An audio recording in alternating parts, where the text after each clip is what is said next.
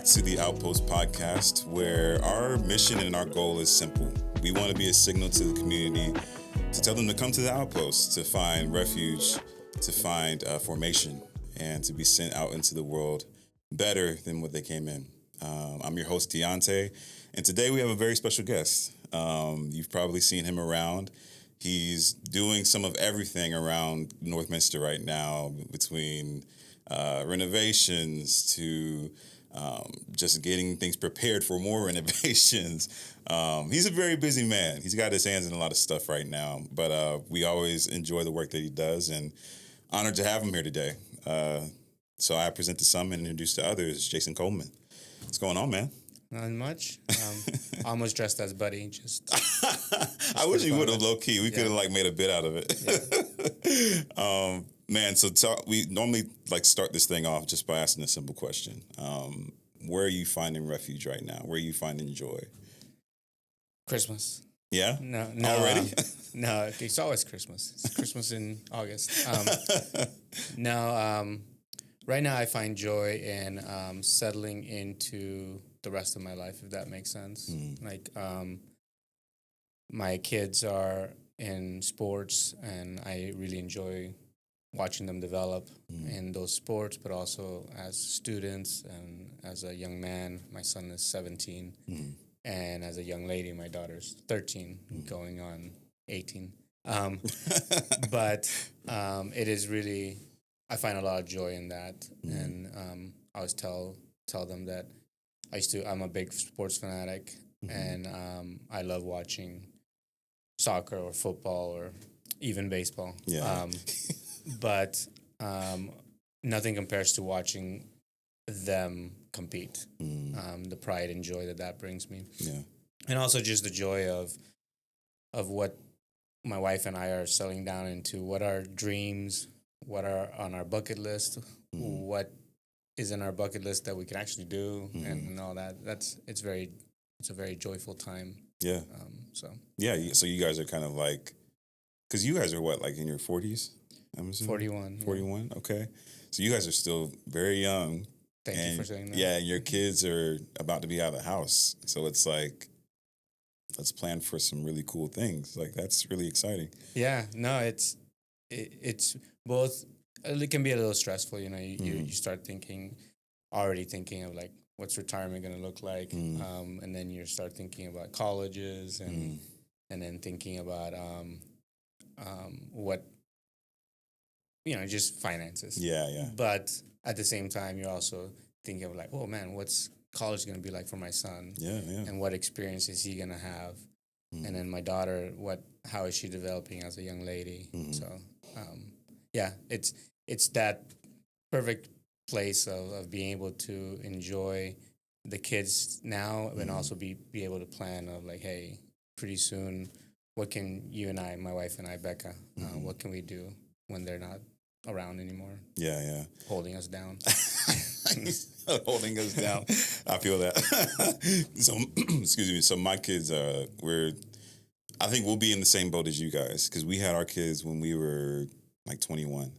Oh, wow. So we'll be once they're out around that early 40s, maybe mid 40s. If we give them an extended amount of time, till after college, to you can still come back or whatever. Wash clothes. Yeah. They'll be officially out probably mid 40s to late 40s. Yeah. So we're kind of looking forward to that. We've been saying that's been our part of our motivation for we're done having kids, of hey, listen, eye on the prize.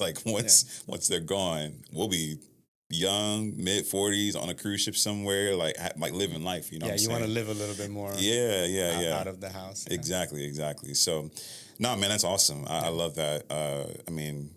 There is so much joy and refuge and family, and watching your kids grow older. We're in the stage of life where our kids are a little bit younger, and it's just a lot of energy right now, and it's ooh, it's it's those forming years for them, but for you as well, because it's oh my gosh, I don't have the patience, and it's Lord, give me the patience, and then it's He gives you opportunities to have patience, and it's It gets worse. It gets, yeah. No, okay. Yes, yeah, Yeah. and I've been hearing that of like once they get like the attitude thing, like we're still rock stars in our kids' minds right now. Like they still love us and everything, but I'm not looking forward to the day where like I have a younger daughter too, and my daughter, I'm not looking forward to the day where she finally is like, I hate you, Dad, or something like that. Like I'm not looking forward to that day. The beauty of it is, and I can thank my wife for this. She reminds me. I'm a type of person sometimes that I'm like, man, you remember when, or you remember when, Mm-hmm. and my wife's always like, there's even in this stage at 17 and 13, you can find those. You have those memories and moments where you're like, man, this is great. Mm-hmm. Where it's not just like, oh, you remember when they were so quiet and you could cuddle, Yeah. or Yes. you remember when you could control a little bit more what they said or what, not necessarily what they did, but Yeah. but yeah, the good thing is as they grow, there's just different stages that you can just really, really enjoy and lean into. So Yeah, no, it's great. good Man. luck. Yeah, I appreciate that. Dad, I appreciate that. So, man, I want to get into your story a little bit. You have a very interesting background. Remind me, you were born in Honduras, correct? I was born in Honduras, yeah. Okay, and that's where you were raised as well. Yes. Okay. Yeah. So take us Honduras. back to that time in your life. Like, what was that like for you? Like, how was it like growing up? All of that stuff. I had a pretty interesting background. I've shared it with Northminster, and so I was born with cancer. Okay. It's called Wilms tumor. It's cancer of the kidney. Wow. Okay. And then also during that time, my mom, she was at that point a single mother of 4. She was escaping Sandinistas, who were a communist party in Nicaragua. And so several things, like I said, war and then cancer, and that led us to a rural missionary hospital in southeast Honduras at the border of Honduras and Nicaragua. And from there, there was a missionary pilot. His name was Jack Dyer. He was, I believe, at that point, I don't remember if he was the director of the hospital yet, but he was the pilot. And me having cancer, I had to go from there to the capital city where there was a university hospital to get chemotherapy and surgery and all that. And so over time, he and I developed a relationship because, every month I had to fly back and forth. And then he also lived there at times. So it became kind of a father-son relationship. Wow. And then about 5 years old, he approached my mother and just said, hey, I would like to give Jason an opportunity with education.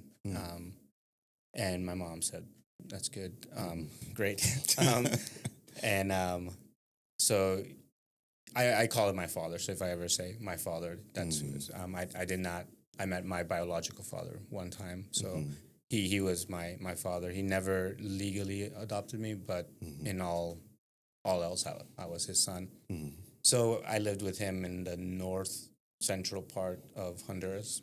In the city. And I went to school there. And then I also would go back any breaks, Easter break, quote unquote fall, spring break. We didn't have fall or spring. We had rainy season or wet or dry season. Yeah.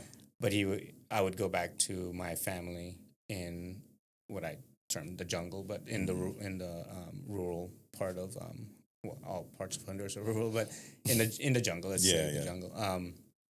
So that's how I lived my life. I lived it in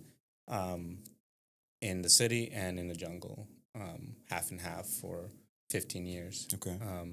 So that I say all that because that's kind of how my life was shaped. Where I had great education, private school, from Standard Fruit Company had made the school for their employees, and Wow. imagine like P&G making a school somewhere. So it was a bilingual school. but most of my classes were in English, and that's how I learned English. Wow. Okay. Had a great, like I said, I would say world-class education. And then I would go back to jungle and be with my family, and you know, some of families that were in our village of about, you could say 200, but it was mostly 100 like permanent. But then you'd have people come and go, where a car came by once every 4 days at that point. Dirt roads. Some houses were dirt floors, and so I'd be there, and at times you could find me running around barefoot with a bunch of kids, and we play soccer barefoot, and like there was malaria and dengue and all these things there, and so like I said, my life was interesting because I had very different lives happening throughout my month to month kind of thing. So man, that is insane. I didn't know the thing about. I feel like you may have told me, but I just forgotten the cancer thing. That's crazy to come into the world with all of that. Like that's insane. Thank God for Jack though, man. Like that's huge. Like, so do you still have a relationship with him today? Like, he passed away. Okay. And so it's Jack Dyer. His wife was Shirley Dyer. He actually moved to Honduras when he was in his 40s. Okay, gotcha. And then he had 2 sons and a daughter. And so they were my, like a better way to say, they were my American adoptive family. Yeah. So I still have connections there. That's awesome. And then I still have connections with my biological family. That's huge, man. That's awesome. In a time where I feel like you can really look at a lot of stuff going on in the world and like feel like, man, there's just no hope for humanity. It's like stories like that make you go, no, like there's still some really good people out here who, who care. Because he didn't owe you anything. Like to fly you back and forth, to, make sure you got your chemo and all that stuff. Like that's huge, man. Like, and then too, like, I wonder, and man, I honestly didn't expect to go here, but how do you feel like, your relationship or lack thereof with your own father, but then here's this father figure in your life. How do you feel like that kind of shaped your perspective of who God is as a father? So everything I am as a man, I'd say I learned from Jack Dyer. Just he's the only father I knew, and obviously I was aware of the situation of the semi-adoptive and then my biological family. So I was fully aware of that, but I, to this day, I remember before going to school, my dad would be on a table reading his Bible, hand on his head like this, and then a cup of coffee. He drank coffee, probably the way I drink water. I know you see me with a water bottle all the time, and that's how he drank coffee, black and all the time. So that's awesome. So I grew up with knowing what it was to rely on the Bible and the Word, and I grew up. Like I said, he was a missionary pilot who he also owned a farm. Very hard worker. Woke up 6 o'clock. Not even 6 o'clock, actually. It was probably more like 4:30, 5 o'clock. But I was always going out to work early, and so I learned how to be a hard worker. I learned, maybe not at all times did I follow it, but I learned how to connect with God through Bible, prayer. And I also learned through my years with him, at times we were actually alone, whether we were alone in the city or later on we traveled to India. I learned that at times, even when you're struggling, connecting with God, how to stay in the realm. You know, how to stay like I'm still gonna be reading my Bible. I'm still gonna be doing things, even though right now it is really tough and I'm struggling. I learned that, and that later on in my life has really, really helped because, you know, I failed a lot, but at all times, you know, it sounds funny, but I went to church. I did those things that were muscle memory that I learned from him, knowing that stay connected somehow, and ultimately, God can save you from yourself. So, yeah, like I said, him being my father figure, I learned everything that it is to be a man from him.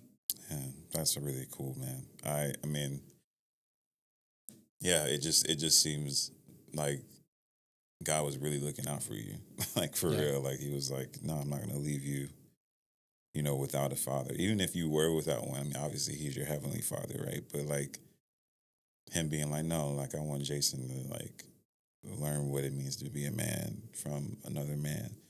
Like that's huge, man. Like that, I feel like that's something that you don't hear a lot, like from people. Normally, it's just like, yeah, my dad wasn't there, and that's all there is to it, you know. But like the fact that the Lord sent someone into your life to like really like pour into you, like, I mean, and I see it, like all the qualities that you're talking about. I'm like, yeah, like Jason's out around Northminster working like crazy, like working his butt off all the time, like, you know, just all of those like good character, like just, you know, you don't quit, like you're very like determined, you're persistent in everything that you do. Like I see all of that coming through, and I appreciate it. man, shout out to Jack, man. Like, you know, all right, rest in peace. But that's really beautiful, man. A really beautiful story.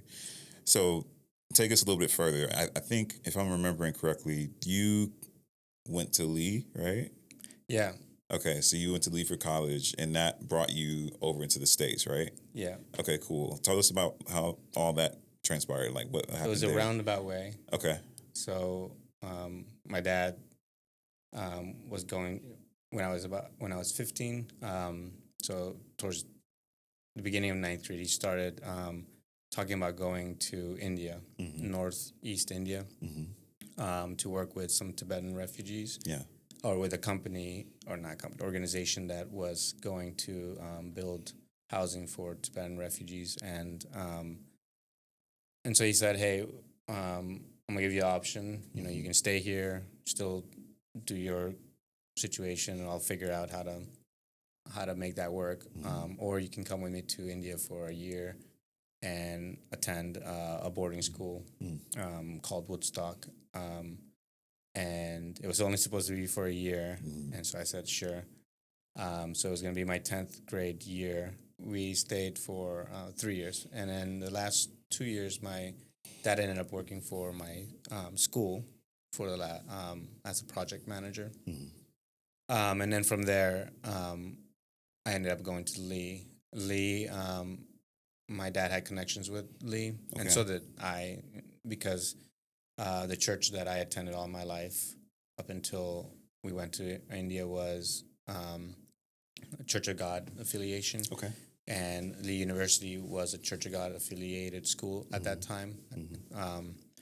And my dad at one point became the overseer for Central America for the Church of God. And then his, I believe, Dennis, his older son, went to Lee. Okay. And so my dad also had another quote unquote Honduran son who he helped out, named Porfirio, who also went there, and he played soccer there. So I had connections with Lee. To be honest, I didn't apply to Lee until way too late. And then my dad found out I hadn't applied, and he grabbed me from some class or something, and he said, "You were going to the office, and you were going to apply right here." I applied, sent it fax. Yeah. A few minutes later, they replied, approved. So fax machine, what's that? Yeah. Just kidding. So I ended up at Lee. Yeah. And again, it was like a whirlwind because I think I sent in a soccer video and then got to the U.S. like in June or July, and the coach responded saying, "Okay, you can come on as a walk-on." Wow. And so then Porfirio actually took me. My dad actually was hurt in between coming to the U.S. and then going to my first year of school. He got hurt and wasn't doing very well. So Porfirio came and took me there, and we got there and straight to the bus, and then we drove to Maine for preseason. Wow. So that's how, and I was in the soccer team, and I was at Lee, and it seemed to all happen in about a month and a half. Wow. Just like that. So again, that was God taking care of me, because like I said, I think I applied for 1 or 2 colleges. Yeah. Not very serious. I was in this rut where I was like, do I want to go to college? Do I want to do anything? And I procrastinated way too long, and then I was scared to tell my dad that I procrastinated and all these things, and somehow God told my dad, probably a teacher told my dad, but yeah. and so my dad was like, "No, you're gonna go to college. There's no year off in this situation here," and then began my time at Lee, which was great. Yeah. And that's where I met my wife. Nice. Yeah, Lee was wonderful. We made great friends. And that was another area where like I probably started a little bit more of my faith journey, where I had my ups and downs, and didn't. There was about a year and a half or 2 years that like I just didn't do anything. Yeah. I did not. That's a good description. I didn't do anything. And then I had a wake up call when it's like, well, at that point I had a student visa. So there were a lot of wake up calls. Becca, my wife, had also left, and she came back, and we dated, and just life got serious real quick. Yeah. And so in about the span of semester and a half, I had to really get my adulting going. And we did it, and then we got married,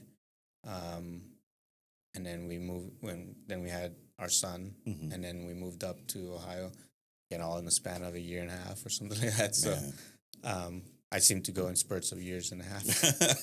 But we came up to Ohio because to be closer to Becca's family, and who are wonderful. Obviously.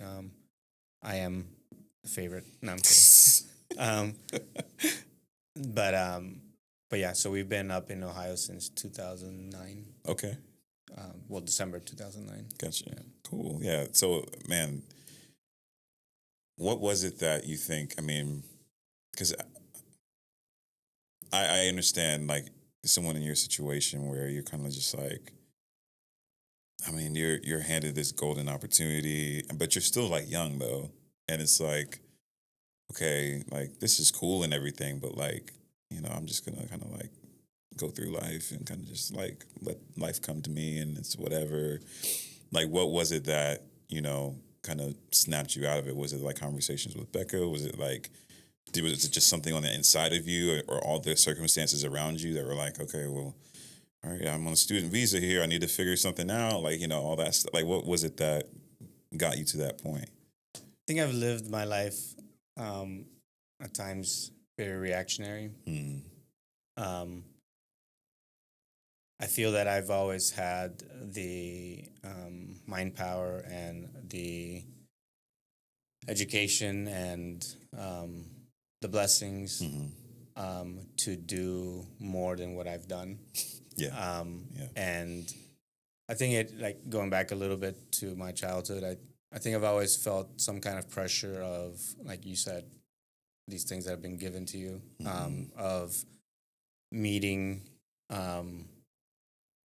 the blessing, if that makes sense. Yeah, I see what you're saying. I've been so blessed how have you met that? Mm-hmm. Like, and so for parts of my life, I felt this pressure to be like, I should be a missionary. I should be a doctor. I should be a pilot. Like I should meet, like I said, meet the blessing that I've been given. I've been blessed so much, cured from cancer, given an education, given a father who was amazing. What are you doing with that? And I think I let that really dominate my life. Okay. So much that it paralyzed me at times to where I I was straight A student for a while, and then the pressure mounted to where, okay, SAT scores, what are these going to be? And then went to India to a school that was very, very good. And then now all of a sudden, the students that I'm with are really good students, excellent students. And then, so a lot of these pressures mounted. And so then everything became, I'd really like, truly I did the bare minimum. And then I focused a lot more on relationships with people. Gotcha. Instead of trying to accomplish anything. And then same thing at Lee, like just what am I doing with my studies? Like again, what am I doing with my life?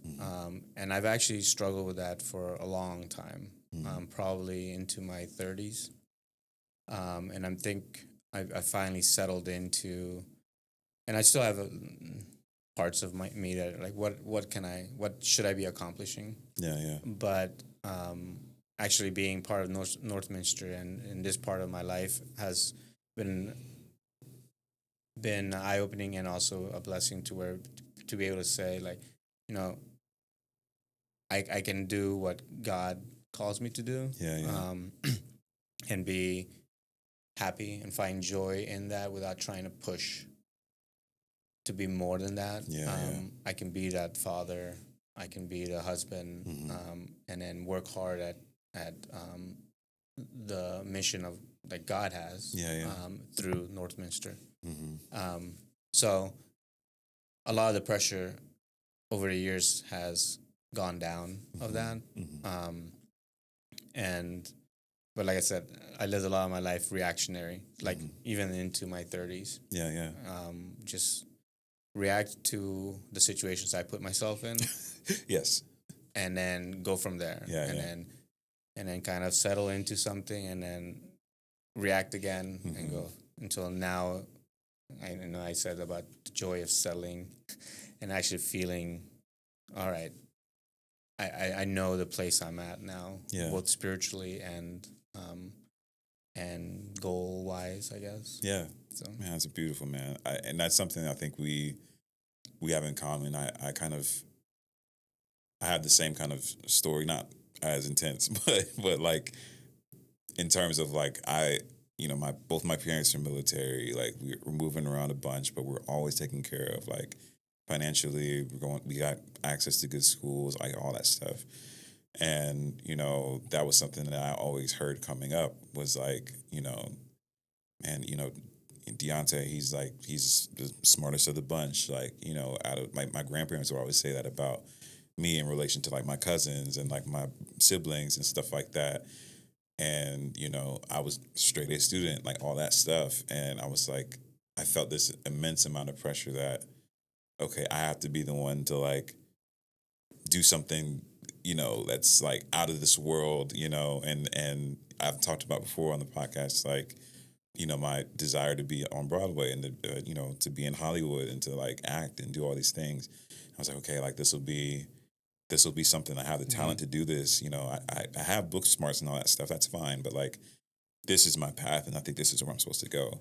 And, there was so much pressure I put on myself that in the same way, like I was always very, I was very much a procrastinator because of that, that paralyzing like fear of like, there's so much pressure. And if I don't get it right, like, or if I'm afraid that I'm going to get it wrong, so let me just not do anything, and then something happens, and now I got to fix it, and so I relate to that 100% of like, man, feeling like here's all this stuff that you've been given. Now you have to live up to it, you know, and it's hard, man, to be in that seat and to find your way out of it. Like I'm still, you know, I just entered my 30s and I'm still trying to figure out, you know, like I think I intellectually I understand like the part of my mind that needs to shift about it. And it's something that's come up recently. There's a verse in the Bible that talks about like, you know, being okay with living a quiet life and leading a quiet life and just being faithful to the Lord. Mm-hmm. Like, I wish I knew the address off the top of my head of where the scripture is, but yeah, just hearing that scripture over and over again and being like, okay, like this is what it means really to be in the faith, to live this life. Like he's not requiring me to do this big, huge thing. Even for him, he's not asking me to go out and like, you got to be the next Billy Graham, or you got to like make a huge impact the way MLK did, or he's not asking me to do any of that. He's like, yo, just lead a quiet life, take care of your family, be faithful to me, and I'm that's it. Like, yeah, just be my son. Yeah, just be my, like, that's the thing that, like, I feel like so many of us just, we don't fully grasp that or fully realize that of like, man, like what it really means to just be a son of God and like releasing yourself from the pressure to be anything other than that. Mm-hmm. Like, it's hard, man. It's hard. So how did you find that, like, within yourself? I'd say that about 2019, 2018, mm-hmm. Just life came at me fast. Mm. And I was at a kind of crossroads of living life chaotically, mm-hmm. or understanding that I was powerless, mm-hmm. And that only God could save me. Yeah. And truly, like, reaching a point of finally, throughout my life, finally understanding what grace was, or is. You know, for so long, I thought one that I could meet grace, or not meet grace. What is it? That all the accumulations of good deeds, or what I become, or how I live my day-to-day life, or what I do would would pay off the debt, you know. Yeah. And I could say, okay, I'm living a really good life now, and so now I've earned grace, right? Mm-hmm. So finally understanding that you can't. Yeah. It's freely given, but also understanding that because you have that grace, that kind of lives out of you. Yeah, meaning, like, then you do good. Yeah. Like, you do live like Christ. And mm-hmm. So I lived a lot of my life with guilt and mm-hmm. shame and fear and sin and mm-hmm. all these things that just went against grace. Yeah. And so finally understanding how to identify those moments of fear and identifying moments of shame and guilt, and how that affected how I acted. Yeah, yeah. So that was huge. Like I said, just understanding that, and understanding also how the devil how he works, particularly with me. Mm-hmm. And I take that back, particularly as in me understanding how he works with me. But what I mean by that too is that the devil worked with me in a couple ways. Like, he would always tell me that I was alone, mm-hmm. right? Alone in the sins and the shame and the guilt that I had. Yeah. Meaning, like, nobody else, man, what you're doing is the worst. Nobody else does this. Like, this is unique. And if anybody knew what you're thinking or doing, like they wouldn't understand this because nobody else has done this, Man. and then also you're alone. Like God's not there. You are truly in the darkness alone. Man. And then and obviously when you listen to that, you're like, obviously I'm not alone. God's always there. But when you are in that darkness, you don't. It's hard to see that. Yeah. So finally understanding my my shortcomings and how the devil was working in me, and then accepting grace, and then really living out of grace. I don't know if that's a term or something, but no, that's living out of grace. Yeah. I think that really changed my life, and then that coincided with changing careers into Northminster and really embracing joy. Yeah. And just that just overbounds in me. And I just remember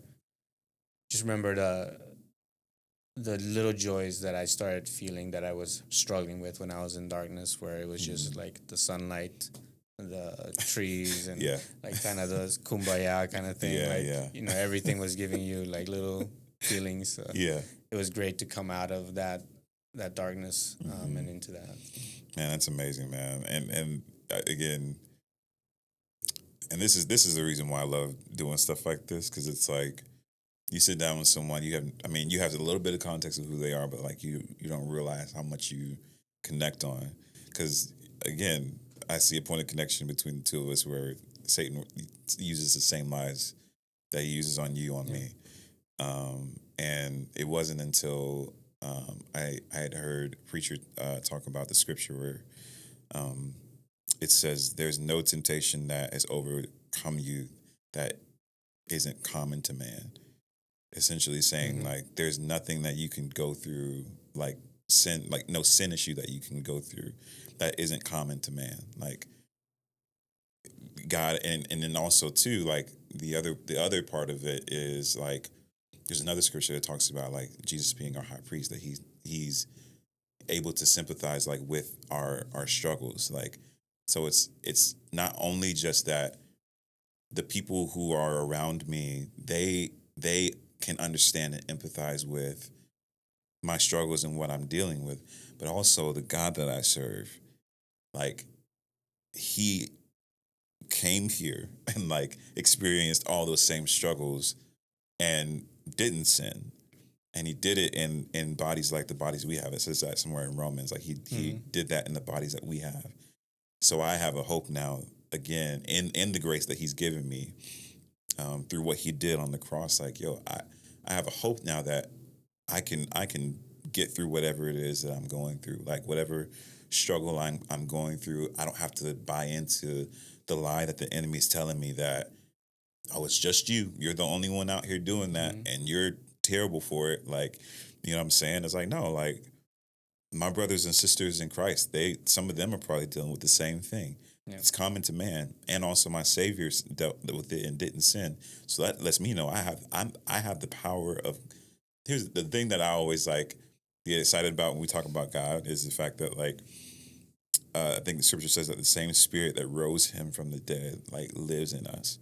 So that again is that whole idea of grace and being able to walk in that and live it out of like, yeah, I may be struggling, but I have the power that Jesus had on the inside of him living inside of me. So I don't have to struggle with this. Like I can move beyond it. You know what I'm saying? I can overcome it. Yeah. So that's really cool, man. And to know that Northminster was a part of that, of bringing you out of that darkness is really cool. Like, so talk to me like a little bit about like your transition into Northminster. What are some of the things that you're doing now that you're finding a lot of joy in? Like, talk to us a little bit about that. So my first time that I came to Northminster, I think I came from 75 up Vine. I say that because coming through, we passed. There's some church over there on is this it's Compton. Yeah. I feel there's a church, and at first I thought it was that one, and I was like, oh man, that's very imposing. Yeah. and I was like, oh, that's not it. Just keep going. Yeah. Then I got to the two steeples, and I was like, oh, that is very imposing. Yeah. And then drove in, and then walked into the main entrance, and was met there by Kathy, and and there was I say all that because of what our work is right now, and my work is right now of making this place a little bit more welcoming and approaching. Just because my first experience really was like too steep. I grew up in like one cement or 4 cement walls and like pews. Yeah, I guess we call them pews, but wood benches. Yeah. And then we had a turtle as our drum. So that was the church. So oh man, for context, and then I went to India where our church was up in the mountains. So we had like church in some classrooms, or and then Lee was convocation. So I was never really like in like a brick and mortar church with steeples and everything. Yeah. So, all that to say that. So, but one thing that I do want to mention is that the welcoming of the people was heart-wrenchingly warm. Yeah. And I remember my first shout out to Sandy, and I don't know why, because my first meetings, Sandy would sit next to me, and we would she's very witty, obviously, and so she would say something, and like I would respond to it, and it was just a warm feeling. And it was fun and warm with everybody. And I remember just the whole congregation, whoever met me or saw me, just the warmth and kindness that I felt, and that hasn't changed, and it continues to grow. So I do want to say that. And but as far as facilities wise, I have really enjoyed how we have made parts of the church be that I don't know, that welcoming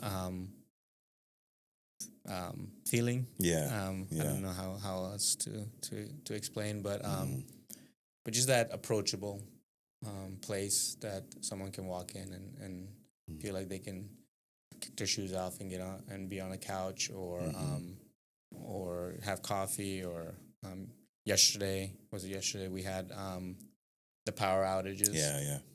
And we had, I'd say, almost 10 people that came in mentioning the power outage, and we had 4 or 5 people that were able to come here and sit down and use our Wi-Fi, use our lounge and the library, and be able to do life at church. And so this whole doing life thing is something I really, really enjoy. And community, I really enjoy the volunteers that work with me. We accomplish a lot facilities wise, but I feel that we accomplish even more in our fellowship with each other. We call it fellowship purposely. So anytime I text or call them, I'm always like, hey, do you guys want to do some fellowship? And that usually means a lot of hard work and some good food. So it's really cool seeing you guys around, man. I mean, you've got almost like your own kind of like team of Avengers almost. It's like anytime a big project comes up, it's like, hey guys, all right, let's assemble, let's round up, let's get it done. And it's just a fun group too. It's a really fun group. Some of those guys. I've been blessed in life, and one of those big blessings are the volunteers we have. I know that. I mean, we have some skill in this congregation. Anywhere from architects to painters and I'm not just saying people that roll. I'm saying like skillful. Or, I mean, if you go to the sanctuary and you see the chancel stage that was built by Northminster hands, and built very well. And then if you go to the Outpost here, you'll see walls that are down and beams are put up, and a lot of repair work on walls. And if you walk in there, you think that a contracting team did it, but it's our Northminster hands that did it. Yeah, so. Man, you bring up a good point that I wanna touch on a little bit. The fact that we're building the facilities in a way that is welcoming, that it kind of expresses what's already true about the people here, just in a kind of like visual and functional way of like, you know, let's make our spaces feel warm. Let's make our spaces feel welcoming. Let's make our spaces feel inviting. Talk to me a little bit about that, man, because I know from an outside lens looking in, someone could look at the work that you do and just be like, oh, it's all about vanity. Like they just want to, they just want everything to look, more modern. And this is a church. Why are we making things look like it's a coffee shop? Like, or, like stuff like that. Like what really is your heart and your intent, your motive behind like making all these renovations and doing all these things? Well, it is to be more welcoming.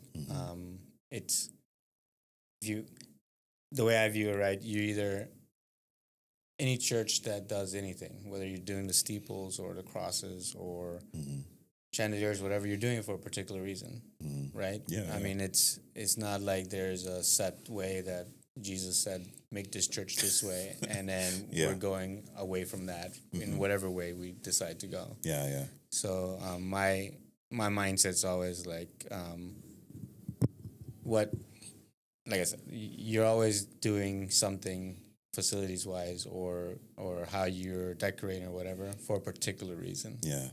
So I kind of push back if there's disdain or frustration or anything on how we're trying to operate facilities, because like I said, for whatever reason, whether it's yours or someone else's, you're trying to fit something, right? Yeah. And so what we're trying to do is how can this space be welcoming to those who we want to come in. Yeah. Right? Yeah, so if a space feels like a child can't come into it, then a child's not going to come into it. Like, I mean, it's that simple. So if I'm a parent, so if I'm going to walk into a space and my son and daughter, I'm going to have to constantly be like, Lucas, Eva, like, guys, don't touch anything. Don't touch. Yeah. Don't do this. Don't do that. Or it might not be the people that do that. Like I said, Northminster's people are kind and warm and welcoming. They're not going to be like, what is that kid doing, right? But my mindset is going to be like, that person's thinking my son's on that glass table, and he's about to break it, right? Just that's a little example, but like for the Commons, is like the sound was overbearing, and you can't function with a funeral or a large gathering. It's not. It might sound like it's just a comfort thing, but it just doesn't feel like it's operating at its best. As a facilities person, that's how I sometimes think it's not operating at its best for what you want its usage to be. Right? And so and if we're wanting to be welcoming, we want to be front porch, we want to build out, and we want to be an outpost and all these things, then you want people to feel like they can be in that space comfortably, and be able to invite others and just, I mean, it's, I guess in my mind, sometimes it's logical, but I completely understand how some of the things that we may have done or do, how others may see differently. And that's why I mentioned, like, whether they see it, even if they see it differently, the way they would want it would be, there'd be a reason behind that. It'd be a reason behind that too. Exactly. And so, and our reason is just to create that space. Yeah. And I think you guys have, man. Like, I genuinely, I mean, that was a perfect example you brought up earlier of, like, even with the recent power outages, with the storms that have been coming through, like, the fact that people are coming here and, like, all right, let's hop on church's Wi-Fi and get some work done. Like, I think you guys have accomplished that. Like, I mean, otherwise, it wouldn't be someone's first thought to be like, all right, let me go to Northminster, or let me go to the Outpost or whatever, and find some space that I can sit and just feel comfortable and have some AC and, like, work. You know what I'm saying? Yeah. Like, that's huge. And I think the other thing that I hear from what you're saying is, like, this, like, deeper thing too of, like, yes, like, this is our ideology, or, like, the principles that we're going off of as we're thinking about, like, updating spaces, which I think is amazing. I think it's dope.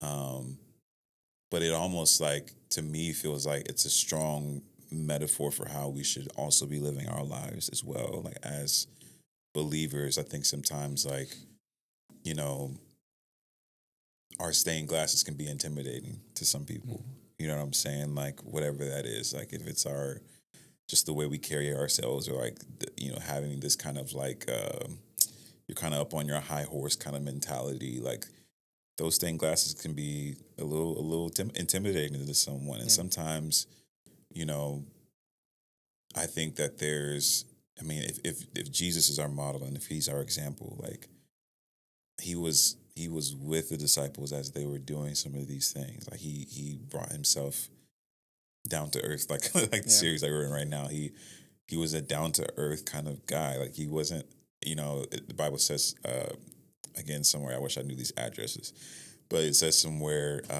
that, you know, he was equal to God, but didn't count it, I guess, an advantage to try to claim that as, like, he, you know, trying to be bigger than, or trying to present himself as God. You know what I'm saying? Like, he wasn't trying to, like, he didn't count that as something that he had to grasp. Like, he was like, nah, like, I'm going to be a humble servant. I'm going to, you know, I could walk around and say I'm God and I'd be right.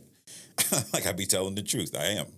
But nah, like, he washed feet, you know, he, you know, was with them when they were in the boats and they were fishing. He was, you know, he was around, he was down to earth. And I think that's a really good metaphor for how, you know, we should live our lives. Like, you know, and also our spaces too. Our spaces should feel warm. They should feel welcoming. They should feel down to earth. They should feel like, you know, not intimidating for the people who we want to come in, who we want to meet Jesus for the first time. Like, it shouldn't feel intimidating for them to come into those spaces and feel welcoming and warm and all those things.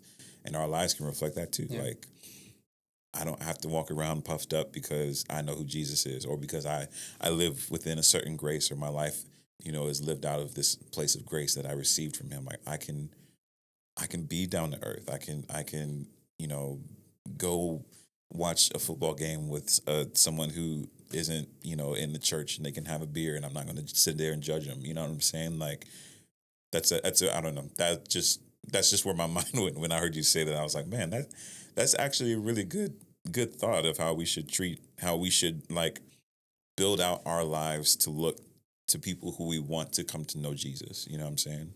So. Yeah. I mean, I think sometimes we change or sometimes change may make us feel like we are giving up part of how it is to be like Jesus. Yeah. If that makes sense. Like, you think, okay, so if we do all these things, then how is this, you know, for like an example, if you're doing away with a cross somewhere, then are you no longer Christian? Yes. About it. To me, it's, you know, Jesus was a servant, mm-hmm. and then at the same time, he was saying, you know, the story of of when that woman is brought to him and they're trying to stone her, and he's very graceful. Yeah. And at the same time, he says, "Go and sin no more." Right. Yeah. So, so we want to be. I say that because we want to be a place that is very clear, like Christ. Yeah. That is one of our staff cultures, right? We are very clear, like Christ. We are clear on what we stand for, as the body of Christ. Correct. We also want to be servants. Yeah. And we also want to be that place where someone doesn't feel like I feel judged. Yeah. In a way that's like you're not meeting the ability to come into this space. You're not meeting God in what we want you to be doing or saying but that's, like I said, it's to me it's important for me to live my life to where I am a servant, and I also stand strong on being like Christ. Yeah. And it's a line, for sure. And sometimes I fail. Sometimes Northminster may fail.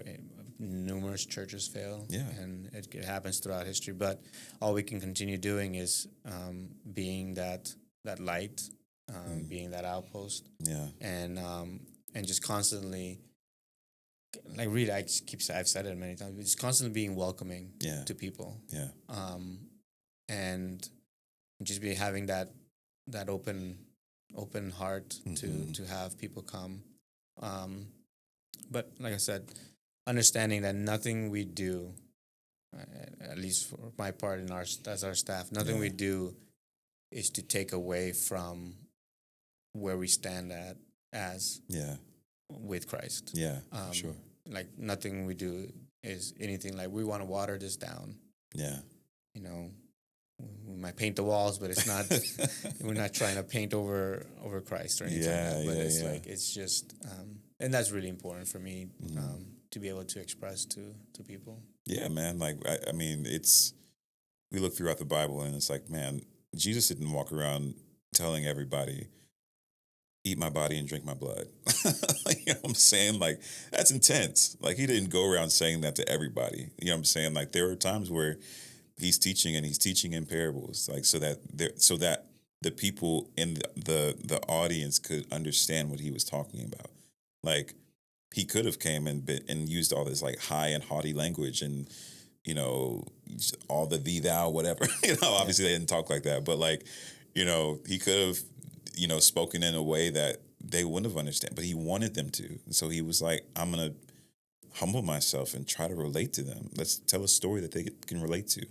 And it's the same thing with what you're talking about. It's like, man, when we get to a place where we're like, no, we want you to function and act as we do, so that you fit into whatever our picture and framework for Christianity is. Like that's when you start to become a little bit more pharisaical. And it's like now you're being like the Pharisees. You're putting all these man-made rules on things that God never put on anyone to say that that's what they have to do to qualify to be, one of his sons or daughters. And so, man, that's huge.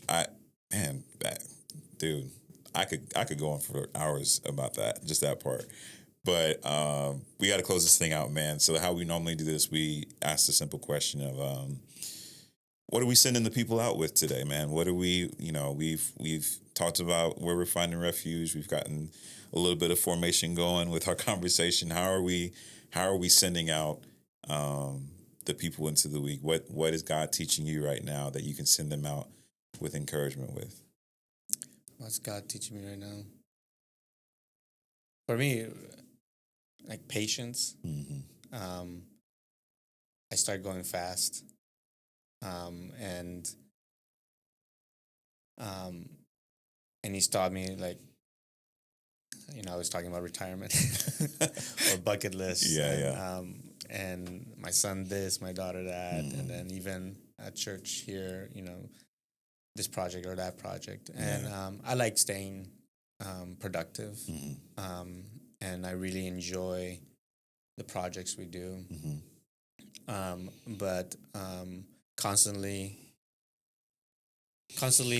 connecting and knowing the why of, all right, so yes, you're making all these changes in the Outpost, and then I start getting into, okay, wall color this, lighting this fan blades, and like stain and all that, and then constantly having to, all right, pause here. Again, what is the goal? What is the mission? What is the vision? And always stay connected to that. And I don't know if that connects to the patience part, but that's where I'm like, let's go. And God always tells me, like, stop, take account of where we're going.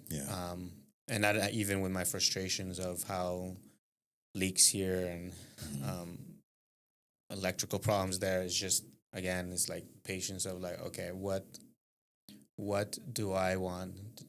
What does God want? You to be doing, and Northminster to be doing.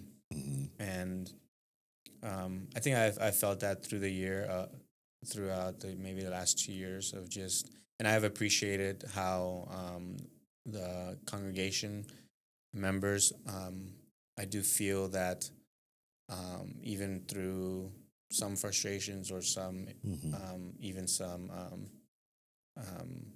people that are like gung-ho, right?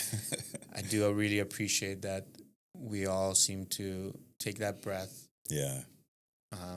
show a little patience, and okay, what's the plan?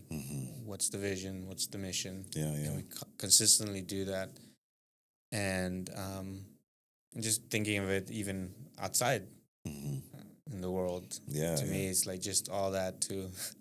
All everywhere, all the craziness, is just finding those moments of just take a breath, show some patience, and patience enough to be able to try to discern what God specifically is telling you about certain situations. And I've learned a lot about myself with in my personal life of trying to be patient, especially with my kids. I feel that. No, but even yesterday was a good example. Like, I lost my patience with my son. And then at the end of the night, I asked for forgiveness for that particular thing. I was right, but I was impatient about it. But then, but I mean, into that story is like, I was right, but because of my impatience and everything, the message wasn't delivered. And the lesson wasn't learned. And probably caused, not irreparable harm, but it caused some harm. Right? For sure. And again, like, had I shown more patience, then the lesson would have been learned. So in that sense, in this whole thing, it's just be patient. Yeah, man. No, it's almost that thing of like that whole idea of you go slower to go faster type thing. It's like you know, and again, Jesus is our model, right? Like, and there are so many different times throughout the Bible where you see he's like, I'm gonna go take a recess. I'm gonna go talk to my Father. You know, he didn't just like, all right, next town, let's go. Let's get these healings going. Like, you know what I'm saying? Get them lined up. It's exactly right. The amount of moments that Jesus took